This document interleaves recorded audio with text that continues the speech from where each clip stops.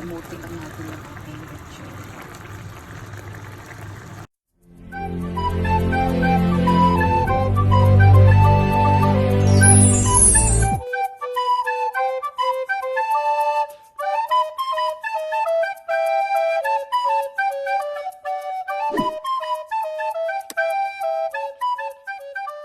Hi guys! How are you today? Today, papakita ko sa inyo how I cook my paksiw and Bisaya style. Ayan. I have a fish here. We call this in anduhaw in Bisaya. Ayan.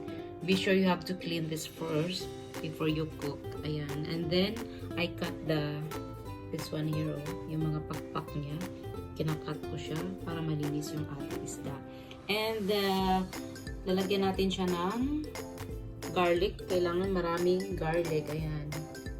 Marami siyang garlic rice. Ayan. And then, of course, a lot of ginger too. Kasi para pampatanggal ng smell ng lansa ng ating isda. And then, mayroon din tayong siling haba.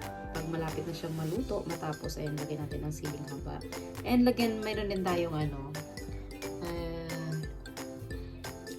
black pepper. And then, meron din tayong laurel and chili.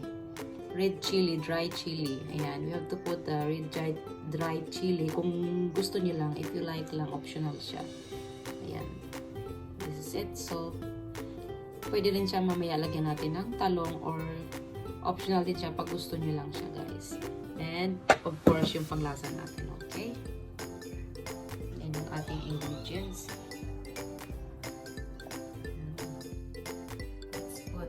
Iodized salt. Ayan. And then, after iodized salt, let's put black pepper. Lagyan natin siya ng lot of black pepper. And then, let's put the garlic. Let's put the garlic.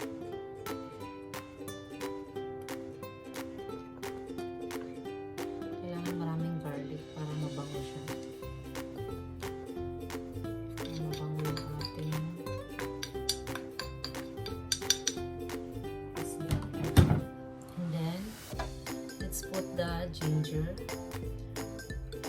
just mix this one lang all together. Baka napapansin nyo guys, I didn't put an onions kasi ayaw ko na naglalagay ng paksiw sa aking onions kasi nalalanta siya parang magkaiba na yung lasa niya. That's the way I cook my paksiw na isda. And then lagyan natin siya ng laurel para pampatanggal ng amoy. And the red chili, optional lang. If you like red chili, dry red chili, ayan, you can put para may konting siyang anghang. Ayan. And also, let's put a little bit of sugar para hindi mag-ano yung suka niya, mag-asim, para tama lang. Let's put 1 spoon of sugar. Just 1 spoon of sugar. And then, lagyan natin siya ng panglasa na Chinese wipa. Yung mabibili ko sa mga grocery stores, guys. Dito sa Japan. Yan, lagyan natin ng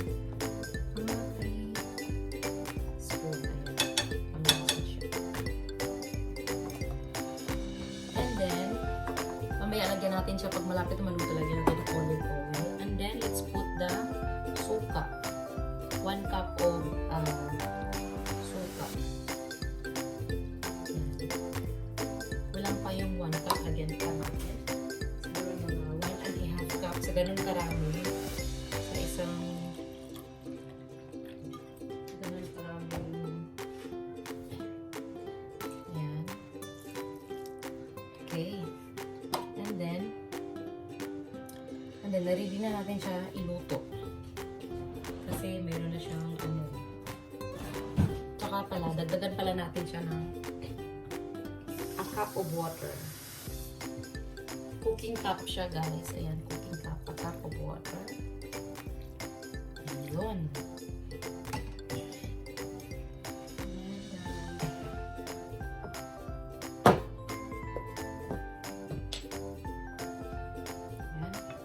Iluto na natin siya.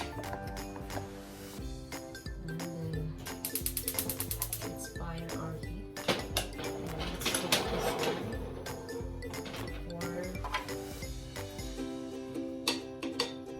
guys. Lutuin na natin siya. Ayan. Pakuluin muna natin yung suka niya bago natin siya takpan para maganda yung effect niya. So, ayan na siya guys. Kumulo na siya. After boiling this one and a minute, we have to cover this one and cook it in slow. Ayan na siya guys. Ayan. Tcharam! Wow! Looks so yummy! Now, optional, maglagay tayo ng talong guys. If you like lang naman, kung gusto mo lang maglagay. Pwede talong, you can put eggplant, okra, or ampalaya. If you like lang naman, optional. Para may gulay.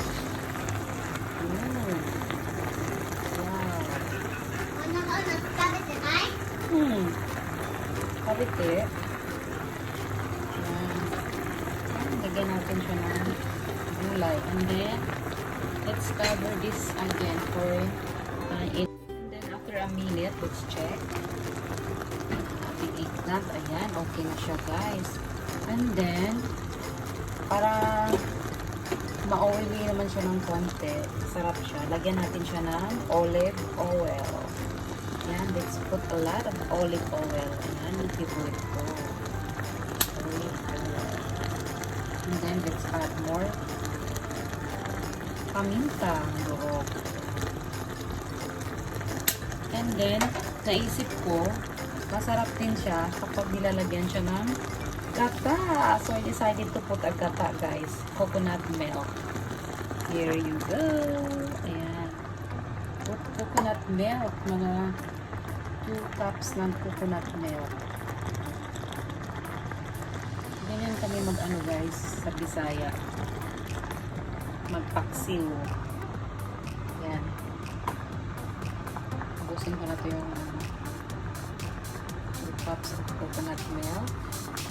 Isang ano ng coconut milk. Yan. See? Look at that. Ang ganda ng kulay, diba? Kung nilagyan mo siya ng olive oil. Ang ganda ng kulay niya. Ayan. Tapos, patuyuin natin siya, guys. Patuyuin natin siya hanggang lumabas yung katas ng mantika ng ating gata. Ayan. So, let's cover it again and cook for... So, there you go. Ayan, luto na siya, guys. Dahil luto na siya, i-add na natin ang ating red chili. Ayan. Let's add our red chili. Kasi konti na yung sabaw niya. Oh. Ayan, oh.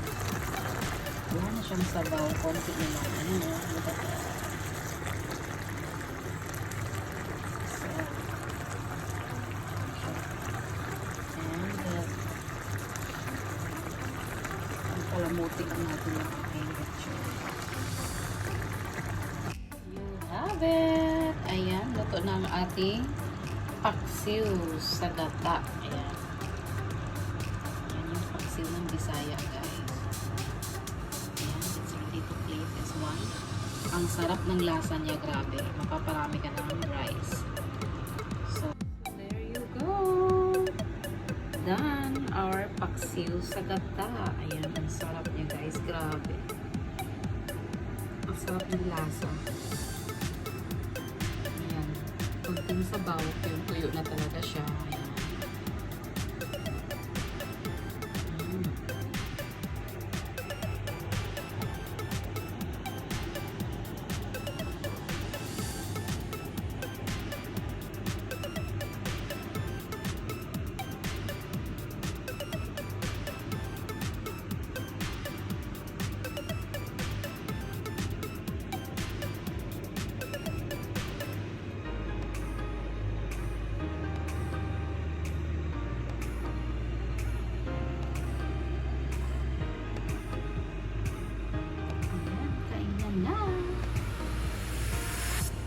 for watching. Ayan.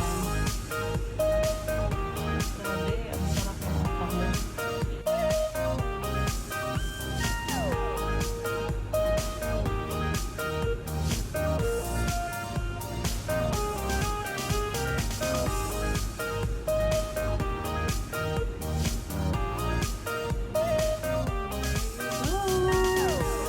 Done our paksiw sa gata.